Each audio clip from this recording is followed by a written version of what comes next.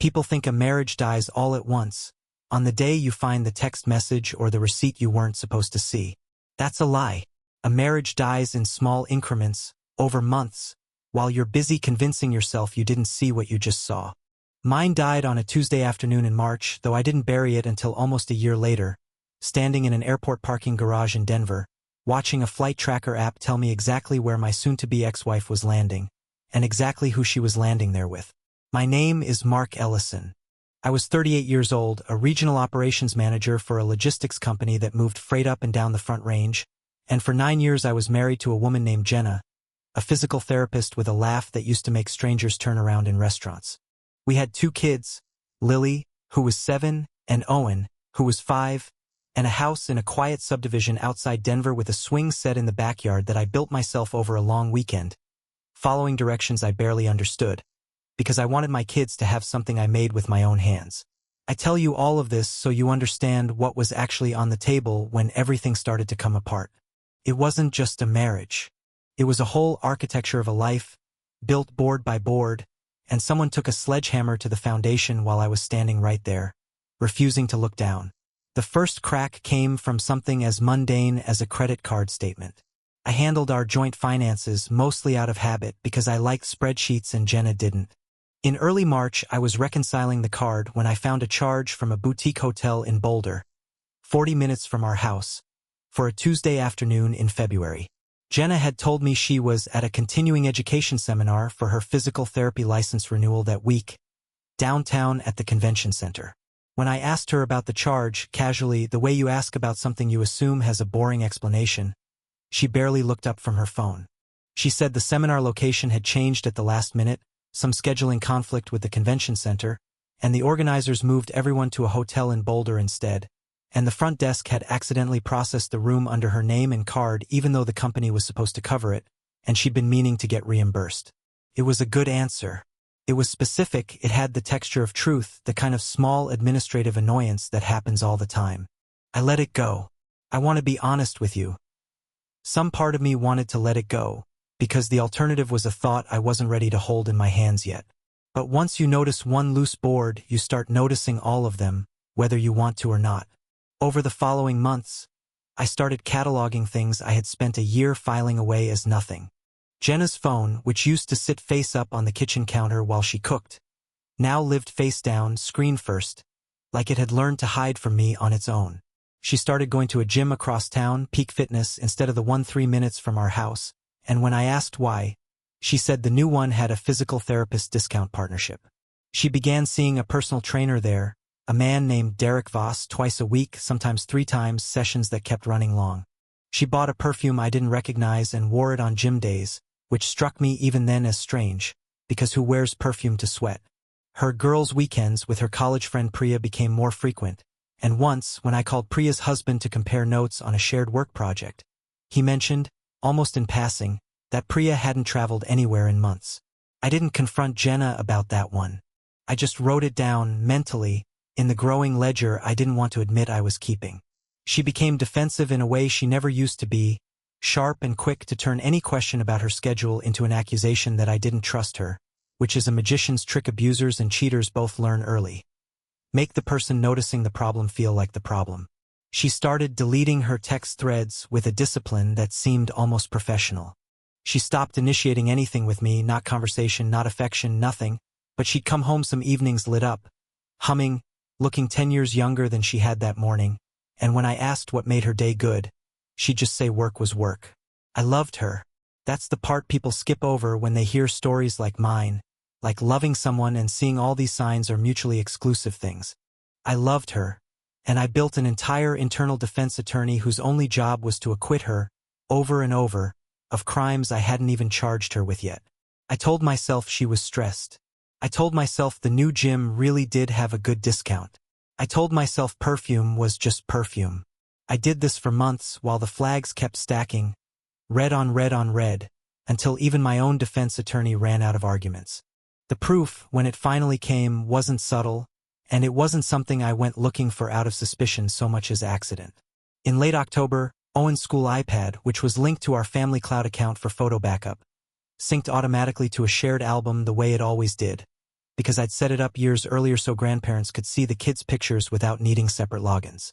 That night, scrolling through recent uploads to find a photo of Owen's kindergarten art project to send my mother, I found photos that didn't belong there, photos that had synced because Jenna, in a moment of carelessness that would end her marriage, had taken them on a phone still tied to our old family account she'd forgotten to fully disconnect. Photos of her and Derek Voss, at that same boutique hotel in Boulder, dated the same week as that February charge. Photos that left absolutely nothing to interpretation. Alongside them, a thread of messages that had also synced, months of them, stretching back to January, 10 months of a relationship conducted in plain text, full of the kind of casual cruelty people reserve for spouses they've already emotionally left. In one message, dated the week of our anniversary, she'd written to Derek that being with him made her remember what it felt like to be wanted, as if I had spent 9 years wanting nothing. I didn't sleep that night. I sat at the kitchen table until the sky went gray, reading a decade of my life get quietly dismantled through a screen, and by the time the kids woke up for school, I already knew the marriage was over. I didn't scream. I didn't throw anything. I made breakfast, got the kids to the bus, and then I sat Jenna down before she left for work and told her what I'd found. She didn't deny it. To her credit, or maybe just because the evidence left her no room to maneuver, she admitted everything in about 4 sentences. Yes, Derek, since January. Yes, the hotel in February. Yes, it had been going on the whole time I thought she was stressed and busy. She said the marriage had felt dead to her for years and she didn't know how to say it out loud. So she'd found somewhere else to feel alive instead. I remember thinking, with a kind of cold, distant clarity, that this was the tittiest, most self-serving explanation a person could construct for lying to someone's face for 10 months. I filed for divorce 11 days later. I want to tell you the story ends there, with paperwork and a custody schedule and 2 reasonable adults dividing a life like adults are supposed to. Didn't. Because 3 weeks after I filed, and 1 week after Jenna was formally served, I got a notification on my phone that would end up defining the rest of the year for both of us. We had, for the better part of 6 years, maintained a joint travel rewards account, one I had built and fed personally, using every business trip, every conference, every mile of freight industry travel I logged for work, specifically because Jenna and I had promised the kids a trip to Disney World for Lily's 8th birthday, still 4 months away. It had over 200,000 miles in it, enough for 4 round-trip tickets and most of a week at a resort. I hadn't touched the account in months, trusting that it would sit there, untouched, waiting for the actual purpose we'd built it for. So when I got an automated email confirming a redemption of 94,000 miles for 2 round-trip business-class tickets to Cancun, departing that Friday, 3 days after the divorce filing had been formally served on her, I sat in my car in a grocery store parking lot and read it 4 times before I understood what I was looking at. She had used our children's Disney fund, miles I had earned carrying freight schedules and red-eye flights while she was seeing her trainer, to fly herself and Derek Voss to Mexico, for days after being served divorce papers. I don't know if she thought I wouldn't notice, since the account technically still had her name on it as a joint holder, or if she simply didn't care anymore whether I noticed, having already decided the marriage, the miles, the years, all of it belonged to a version of her life she was done pretending to want. Either way, something in me went very quiet and very still, the way I imagine a person feels right before they decide to stop being reasonable. I could have called a lawyer immediately and let the courts handle it as a dissipation of marital assets issue, which, to be clear, I eventually did because that money belonged to our children, not to a vacation with the man who'd spent 10 months destroying my marriage one hotel receipt at a time. But lawyers work on their own schedule, and courts work slower than that, and I was not interested in waiting 8 months for a judge to mildly scold her for spending our kids' Disney fund on a Cancun getaway with her affair partner while the ink on the divorce filing was still wet. I wanted something that would land the same week, the same day if I could manage it. So I did what I do for a living. I gathered information and I built a plan with the same discipline I used to reroute a freight shipment around a closed highway, because that's the only skill set I actually trust myself to rely on when I'm angry. Not rage, not confrontation, just logistics. The first thing I did was call the airline, not to cancel anything, since I had no legal standing to cancel a ticket that had already been booked and confirmed, but to formally report the redemption as an unauthorized use of a shared points account following the initiation of divorce proceedings, with documentation. Most airlines have fraud and dispute departments precisely for cases like this, joint accounts caught in a divorce, And while they can't always claw back a ticket that's already been used, they absolutely can and did flag the account, freeze any further redemptions, and note the file for the return leg, since Jenna had booked an open-ended return date to be finalized later in the week, planning, I assume, to extend the trip if things were going well. They weren't going to be extending anything. The freeze meant that whatever return flight she intended to book using the remaining balance in that account was no longer available to her. She would find that out roughly the same time she found out about the second part of my plan. The second part required something I hadn't planned on needing, but which fell into my lap with a kind of grim, satisfying inevitability.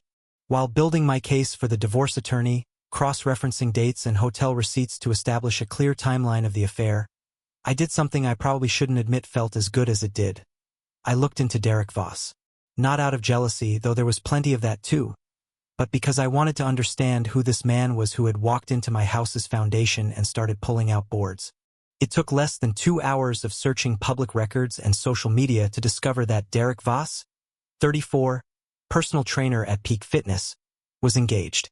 Had been engaged for over a year, in fact, to a woman named Ashley Reyes, a nurse who lived across town, whose Instagram was full of pictures from their engagement party, a countdown to their wedding in the spring, and, more recently, posts about the venue they just put a deposit on.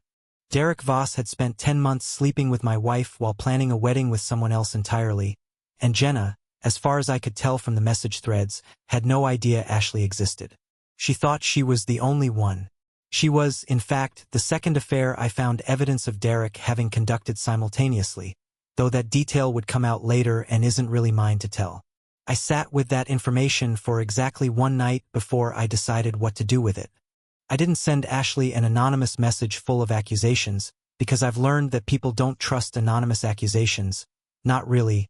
Not the way they trust proof. Instead, I compiled everything: the hotel receipts, the message threads that had synced to our family cloud account, the dates, cross-referenced neatly against the calendar of her own engagement, her venue deposit, her wedding countdown posts, all of it laid out in a simple, unemotional document, the kind of thing I might have prepared for a client dispute at work. I sent it to her under my real name, with a short note explaining who I was and why I thought she deserved to know before she spent another year planning a wedding with a man who was, at that very moment, on a beach in Cancun with someone else's wife. I sent it the same evening the airline finalized the account freeze, which meant that by Friday morning, less than 72 hours after Jenna and Derek had landed, Ashley Reyes had booked her own flight to Cancun, arriving that same afternoon, carrying, from what I later learned, a folder of her own screenshots and a face that hotel staff would later describe. In an incident report I only saw because it eventually became relevant to the divorce proceedings, as unmistakably composed and unmistakably furious. I wasn't there. I want to be clear about that because I know how this sounds, like I orchestrated some elaborate revenge scheme worthy of a movie, and in a way I suppose I did, but I did it from my kitchen table in Denver 3,000 miles away while my kids did their homework in the next room. What happened at that resort I learned in pieces over the following weeks, first from a mutual friend who heard it from Priya, who heard it from Jenna herself in a moment of drunken, furious oversharing, and later, more precisely, from the actual paper trail the divorce proceedings generated.